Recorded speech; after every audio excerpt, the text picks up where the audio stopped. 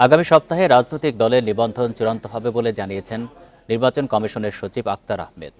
একই সাথে চূড়ান্ত হবে নির্বাচন পর্যবেক্ষকের তালিকা।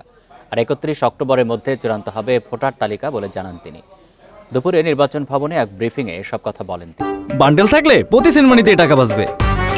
বিকাশ সেনমানি বান্ডেল কিনে জিতুন প্রতি লেনদেনে। ইসি সচিব জানান, ত্রয়োদশ সংসদ নির্বাচন সামনে রেখে প্রবাসী বাংলাদেশিদের নিবন্ধনের জন্য তৈরি হচ্ছে পোস্টাল ভোট বিডি অ্যাপ।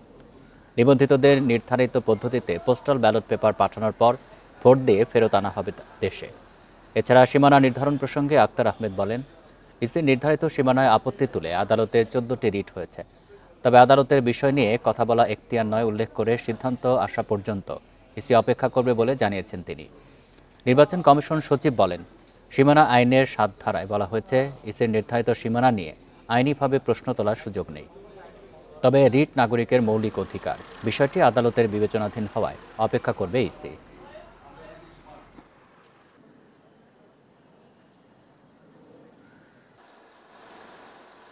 আজকে পর্যন্ত 14টা রিট হয়েছে বিভিন্ন জায়গা সম্পর্কে। এখন যেটা আদালতের এখতিয়ারাধীন বিষয়ে আমার মনে হয় যে কথা বলার এখতিয়ার, এটা সাবজুডিস হবে, আমার কথা বলার এখতিয়ার। আদালতে বিষয়টার প্রতি আমাদের যারা রিট করেছেন তারাও আদালতের প্রতি আস্থাশীল, আমরাও আদালতের প্রতি আস্থাশীল। কাজে সেইভাবে এই জিনিসটা আদালত থেকে সিদ্ধান্তটা আসুক, সেই পর্যন্ত আমাদেরকে একটু অপেক্ষা করতে হবে।